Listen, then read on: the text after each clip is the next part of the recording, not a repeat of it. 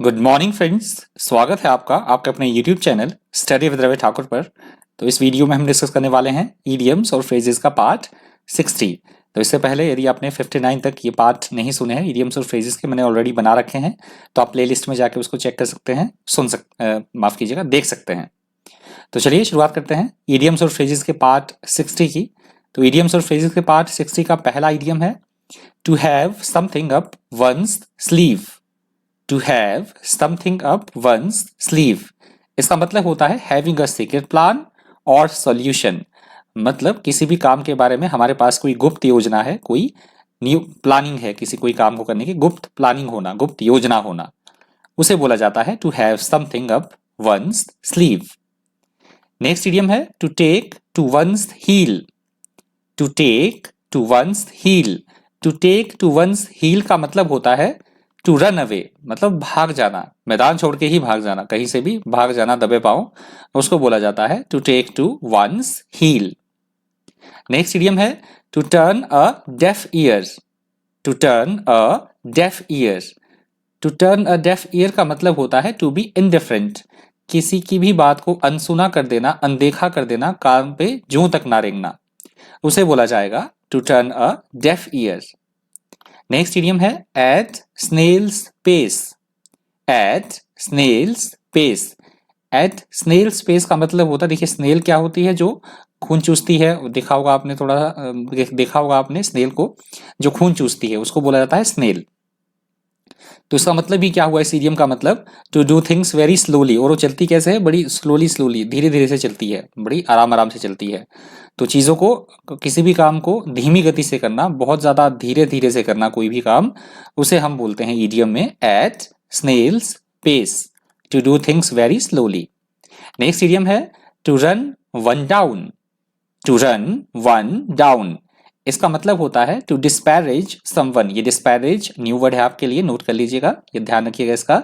Disparage, disparage, to disparage someone का इसका मतलब होता है टू रन वन डाउन का मतलब होता है किसी की उपेक्षा करना, उसकी निंदा करना, क्रिटिसिज्म करना, that is called to run one down. Next idiom है to blow one's own trumpet.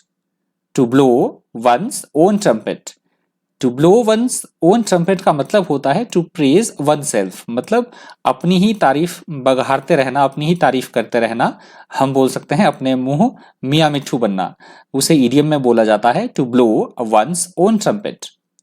Next idiom है टू फेस द म्यूजिक।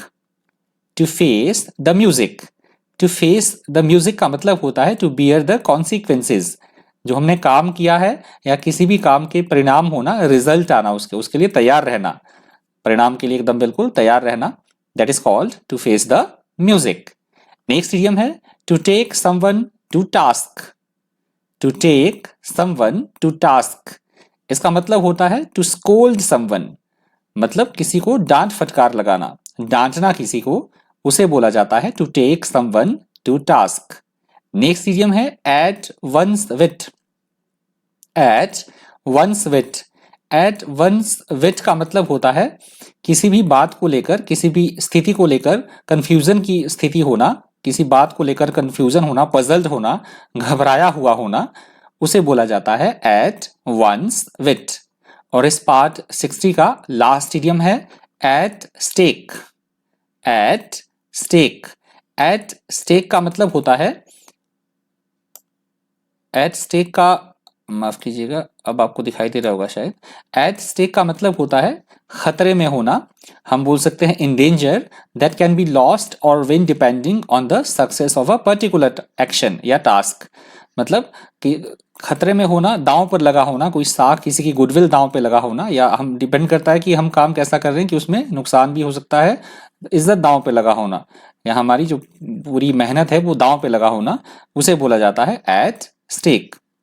तो इस पार्ट 60 का लास्ट इडियम और फ्रेजेस था, इडियम था। तो यदि आपको वीडियो हेल्पफुल लगा हो, इन्फॉर्मेटिव लगा हो, तो प्लीज़ वीडियो को लाइक कर दीजिएगा, ज़्यादा से ज़्यादा वीडियो को शेयर कर दीजिएगा। और अगर आप मेरे चैनल पर पहली बार विजिट कर रहे हैं तो चैनल को सब्सक्राइब करना और साथ में बेल आइकन प्रेस करना बिल्कुल भी मत भूलिएगा, जिससे कि आपको वीडियो जब भी मैं अपलोड करता हूँ तो आपको टाइमली उसका नोटिफिकेशन मिल जाए। तो इस पार्ट में इतना ही, मिलते हैं नेक्स्ट वीडियो के साथ। Thank you, thanks for watching.